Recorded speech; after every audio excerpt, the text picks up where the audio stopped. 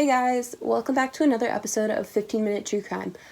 So before we start, I just wanted to say thank you to everybody who watched my first episode on the Gypsy Rose Blanchard case. I have really appreciated seeing everybody's messages and feedback. It's been really awesome. Also, I have made an Instagram page for 15 Minute True Crime, and you can follow it at 15 Minute True Crime _YouTube on Instagram for updates and information about new videos and to help me decide which cases I'm going to cover in the future. So yeah, I'll put the link to the Instagram account down below. Today in episode 2, the case that I'm going to be covering is the case of Jennifer Pan. So let's go.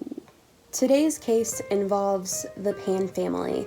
And to any outsider, they seemed like just the perfect family. The family consisted of parents Han and Bic and their 2 children, Jennifer and Felix. And they were of Chinese and Vietnamese ancestry. Both parents were prime examples of the success and fulfillment that is so integral to the immigrant story. And the children were involved in countless extracurricular activities, and they were known for being phenomenal students, so they really were like the picture-perfect family and a model of the immigrant dream. But everything about this family's picture-perfect image would change on November 10th, 2010, when Jennifer, the pride and joy of the family, a University of Toronto student, she called 911 to report that men had broken into her home and tied her up. When police arrived at the scene, they found Han with severe gunshot wounds and Bic was found shot to death. But investigators would quickly become suspicious of Jennifer's story of how the events leading up to this tragedy had gone down.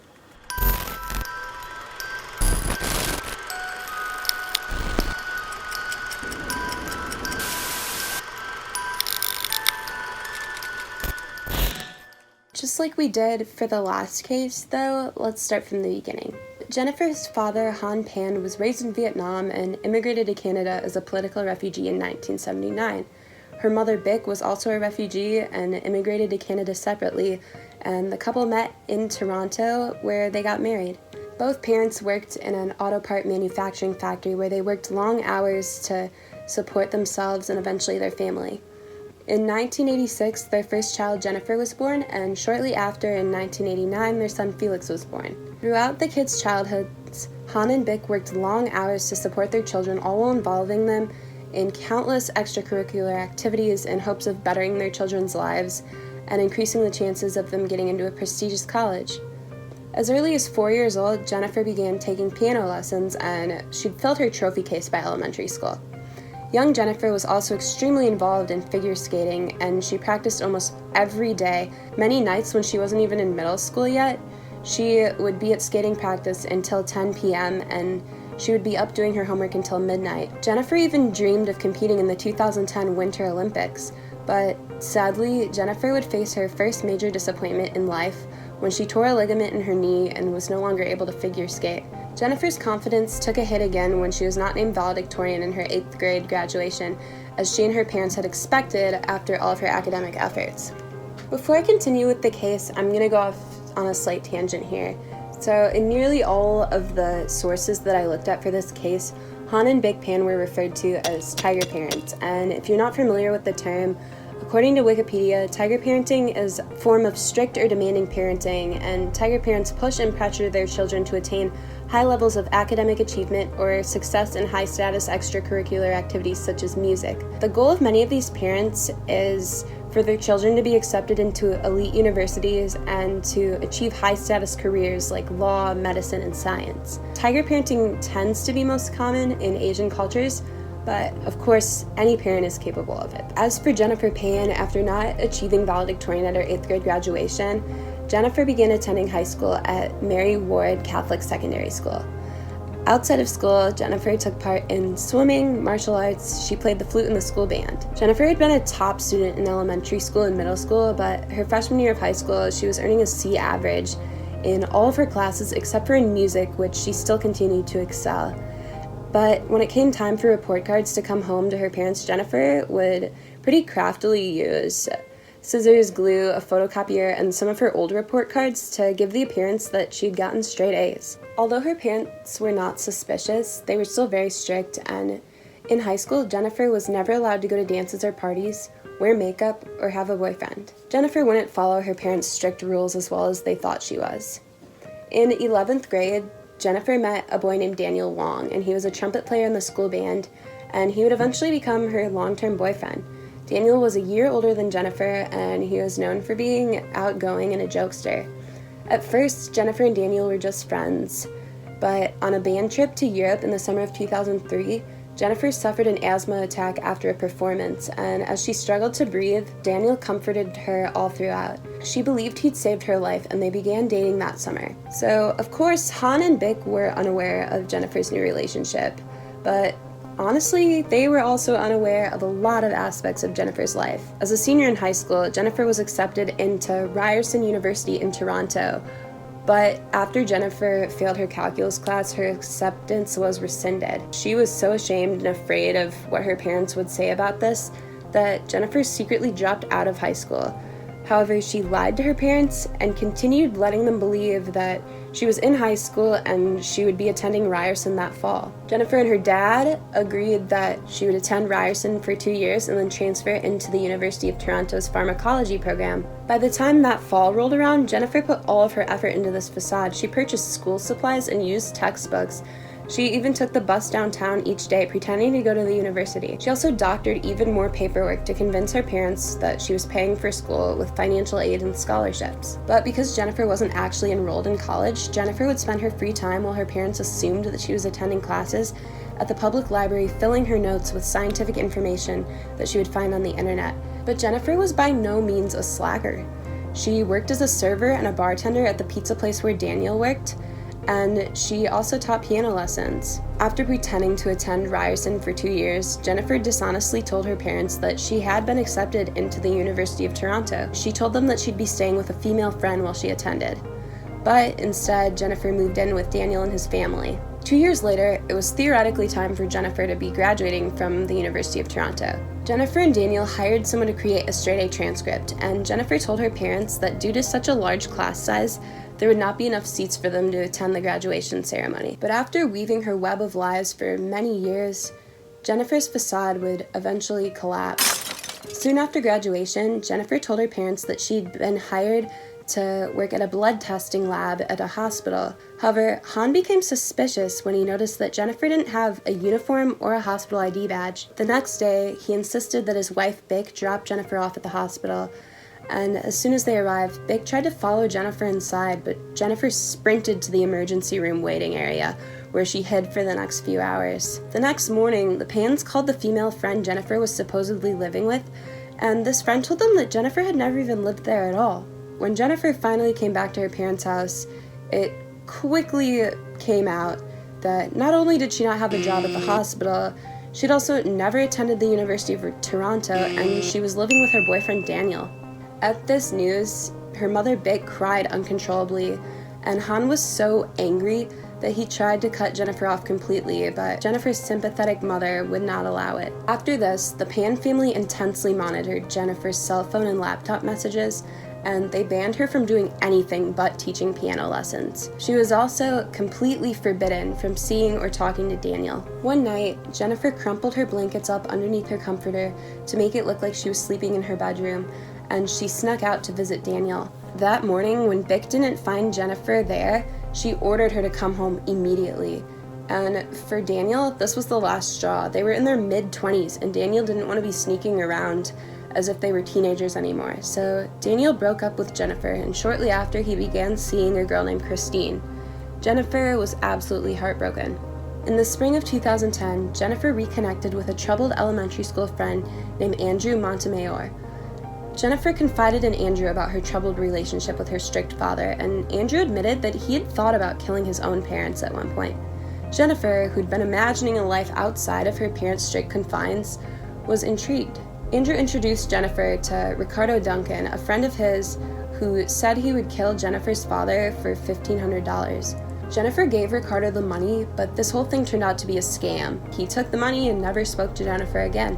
However, this had put the idea in Jennifer's head of killing her parents. By this point, Jennifer and Daniel were communicating again, and they were exchanging flirtatious texts.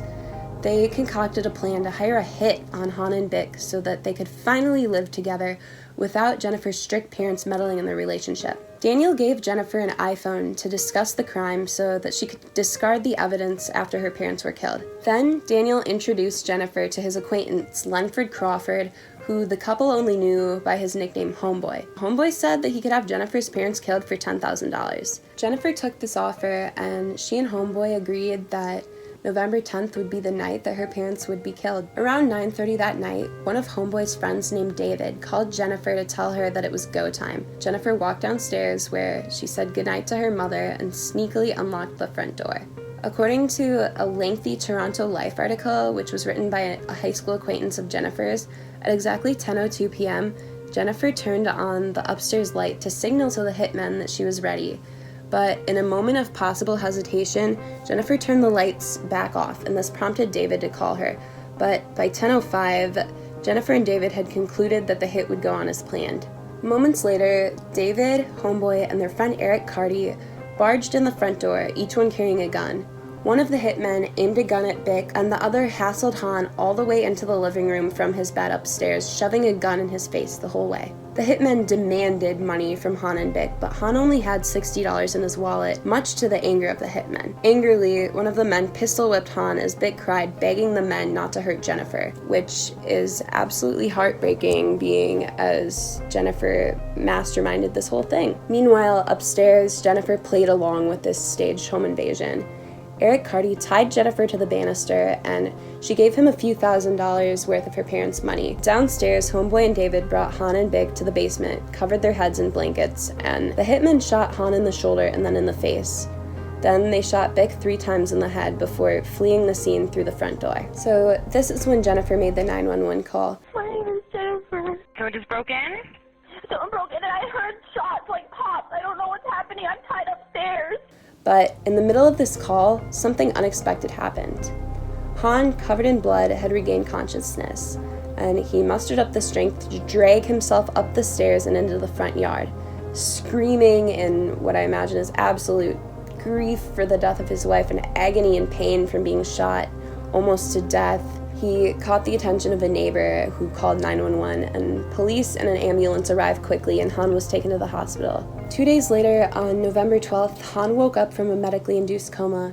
He'd broken a bone near his eye, and he'd also shattered one of his neck bones. Most shocking, though, a bullet had just grazed right past Han's carotid artery, meaning that if the bullet had just been centimeters, even millimeters closer, he would have bled out and died, which it was honestly a miracle he was alive. Shockingly, Han could recall almost all of the details from the night that he'd been shot. Han recalled 2 disturbing details. His daughter Jennifer had talked softly with the hitmen as if they were friends, and additionally, Jennifer had not been restrained in any way by the hitmen as she led them around the house. In her 3rd interview with police, Jennifer finally confessed to her role in this crime. All you have to do is tell me right now that, Bill, yes, I made a mistake. Bill, yes, I made a mistake. However, Jennifer tried to tell police that this crime occurred because she'd wanted to commit suicide and had arranged a hit on herself, but the hit on herself had tragically gone wrong and somehow ended up in her parents being the target rather than herself. The police did not buy this excuse at all. But we also know that you made this plan for them, not yourself. Okay? And in the spring of 2011, Jennifer, David, Daniel, Eric, and Homeboy were all charged with first-degree murder, attempted murder, and conspiracy to commit murder. Jennifer received 2 life sentences, one for the murder of her mother and another for the attempted murder of her father. Daniel, David, and Homeboy all received identical sentences to Jennifer. Eric received an 18-year sentence for conspiracy to commit murder, and he later died in prison in 2018. Perhaps most heartbreakingly in this case, Han wrote in a victim impact statement, "When I lost my wife, I lost my daughter at the same time. Some say I should feel lucky to be alive, but I feel like I'm dead too." Due to his injuries, Han is no longer able to work. He's in constant pain and has developed severe mental health issues surrounding the trauma of the night that his daughter attempted to have him killed. As for Jennifer's younger brother Felix, who I didn't end up mentioning very much in this video, he moved far away to the East Coast out of embarrassment for his association with Jennifer and the Pan family case. This case certainly does not have a happy ending, and I think this case is just really, really heartbreaking and really sad. I think it's absolutely crazy how Jennifer was able to weave this entire web of lies and have her parents believe that she had gone to 2 different colleges and gotten a job, and this was probably like 10 years or more worth of lies that went on and on and on until it finally all collapsed. But that's it for the case of Jennifer Pan, and I could not really find any information on what she's up to now in prison. I assume she's just still there, as she will be and should be for the rest of her life. I again had a lot of fun researching and learning about this case. I'm loving making these videos for you guys, and I really, really appreciate the support on YouTube and on Instagram. If you enjoyed this video, make sure to like it, comment some feedback below, comment what cases you'd like to see me do next, and like I said in the beginning of the video, don't forget to follow the Instagram account for updates. We'll find that down below. Like last week's episode, I didn't talk about this in the video, but all of the resources I used to research this case, links to those are also down below if you want to read more about this case. It's certainly very interesting. As always, thank you so much for watching. I really, really, truly appreciate it. I hope everybody has a great day, and I'll see you in the next video. Peace.